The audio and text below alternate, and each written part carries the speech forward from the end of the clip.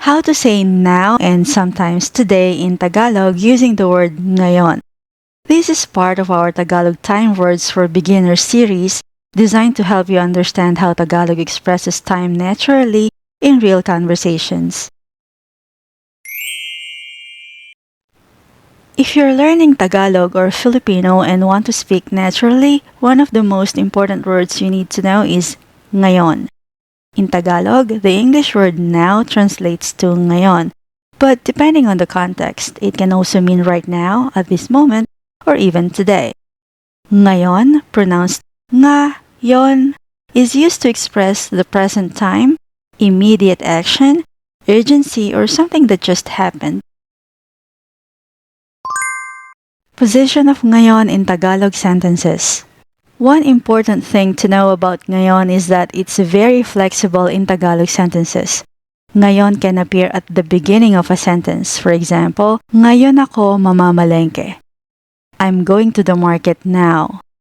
Or in the middle, like umuwi ka na ngayon hanggat hindi pa traffic. Meaning, go home now while there's no traffic yet. Or, it can also appear at the end. Gawin mo na ito ngayon. Do this now. No matter where it appears, ngayon always emphasizes the time of the action.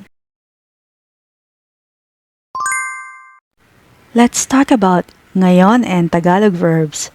Ngayon works closely with Tagalog verbs like if you want to describe ongoing actions or those that are happening right now, we use present tense verbs like nag or such as nagluluto, meaning cooking, and nag-aaral, studying. For commands or instructions, ngayon adds urgency and is used with imperative verbs like gawin, meaning do, or simulan, start, or tapusin, meaning finish.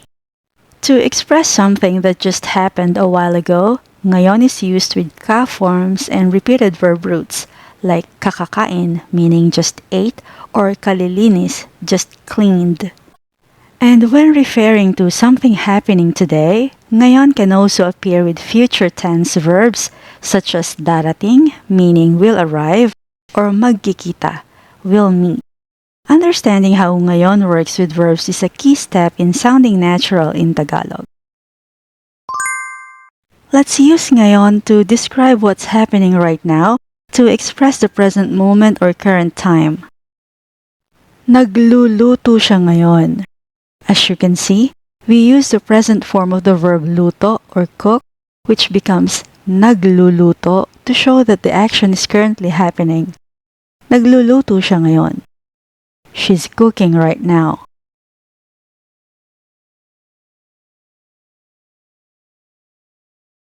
Nag-aaral tayo ngayon. The same principle applies here. The word nag-aaral is the present tense of the root aral, to study. So the sentence translates to, we are studying right now. Nag-aaral tayo ngayon. Tahimik ang paligid ngayon. In this sentence, we describe a state rather than an action. Tahimik, meaning quiet, is an adjective describing paligid, surroundings. Even though there's no verb like is, the word ngayon tells us that this quietness is happening at this very moment. Tahimik ang paligid ngayon. It's quiet right now. Bukas na ang tindahan ngayon. The store is open now. Bukas na ang tindahan ngayon. The store is open now.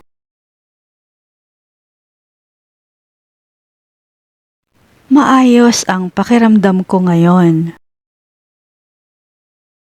I feel okay right now. Maayos ang pakiramdam ko ngayon. I feel okay right now.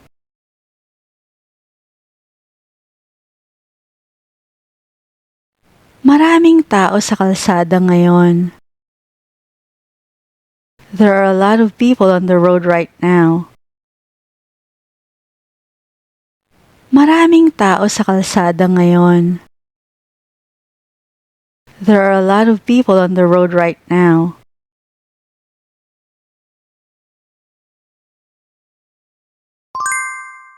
Let's use ngayon for immediate actions or for something that should be done now but not extreme.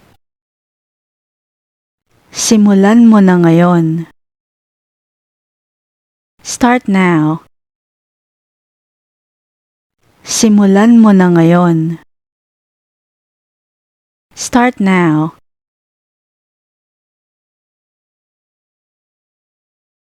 Ayusin mo ito ngayon. Fix this now. Ayusin mo ito ngayon. Fix this now.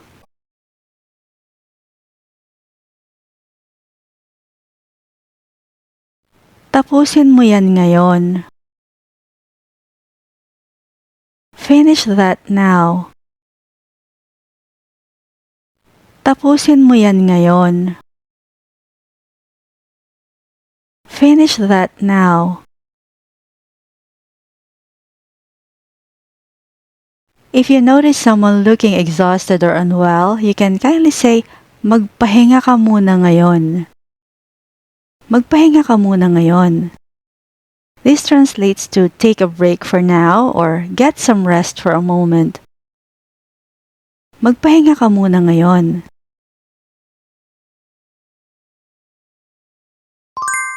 Let's now use ngayon for extreme urgency or strong command. Umalis ka dyan ngayon.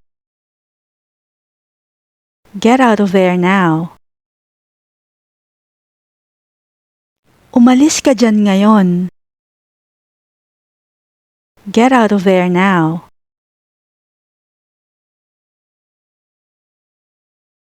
Sabihin mo na ang totoo ngayon. Tell the truth now. Sabihin mo na ang totoo ngayon. Tell the truth now.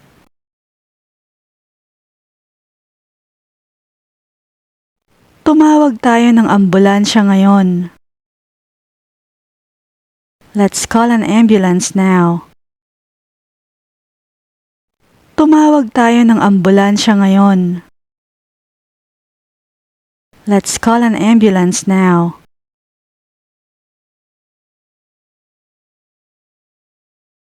Gawin mo ito ngayon din. In the sentence, gawin mo ito ngayon din, adding the word din after ngayon creates a strong sense of urgency. While ngayon means now, ngayon din translates to immediately. It signals that the action shouldn't be delayed even by a minute. Gawin mo ito ngayon din. Do it right now or do it immediately. Let's use ngayon to refer to the current day and not the current moment. So in this context, ngayon means today. Ngayon ang unang araw ng klase. Today is the first day of class. Ngayon ang unang araw ng klase. Today is the first day of class.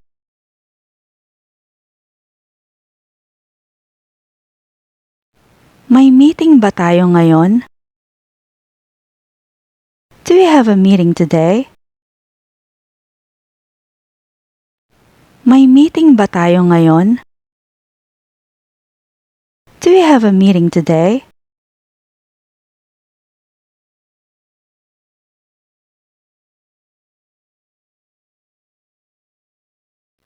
Ngayon darating si Alice. Alice is arriving today. Ngayon darating si Alice. Alice is arriving today.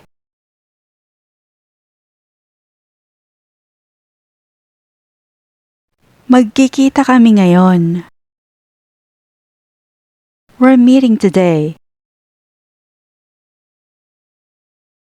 Magkikita kami ngayon. We're meeting today.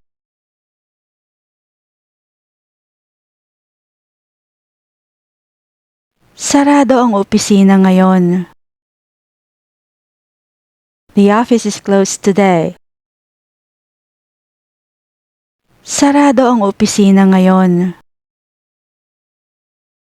The office is closed today.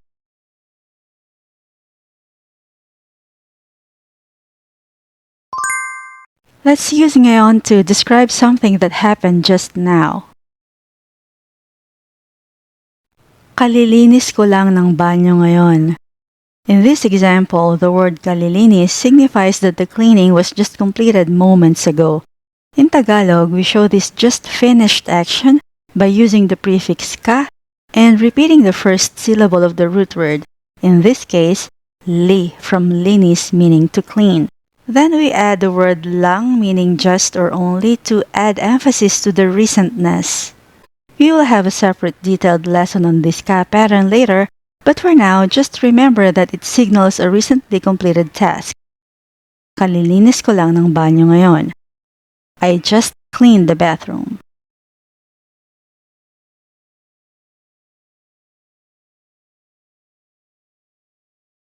Kakakain lang namin ngayon. We just ate. Kakakain lang namin ngayon. We just ate.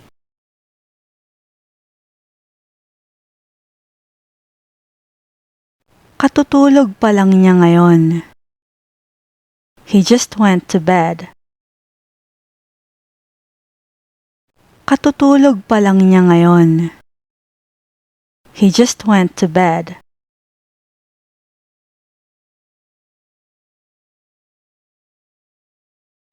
Kabubukas pa lang ng sinehan ngayon. The theater just opened. Kabubukas pa lang ng sinehan ngayon. The theater just opened. Great job for completing this lesson on ngayon. To continue building your Tagalog skills, make sure to watch the next lessons in this series on Tagalog time words and expressions, including how to say later and earlier in Filipino. You can also explore how Tagalog works by watching our Tagalog verbs playlist, where we break down Filipino conjugation step by step. All links are available in the pinned comment. In the next lessons, you will learn how to say tomorrow in Tagalog using the Filipino word bukas, and how to say yesterday in Tagalog with kahapon. These videos are part of the same learning path, so be sure to come back to the channel and continue the series. And if you're serious about learning Tagalog the right way, don't forget to subscribe to Talk to Me in Tagalog so you don't miss the next lesson. You can also visit our official website at talktomeintagalog.com for more structured lessons, examples, and learning resources to support this video. Maraming salamat po.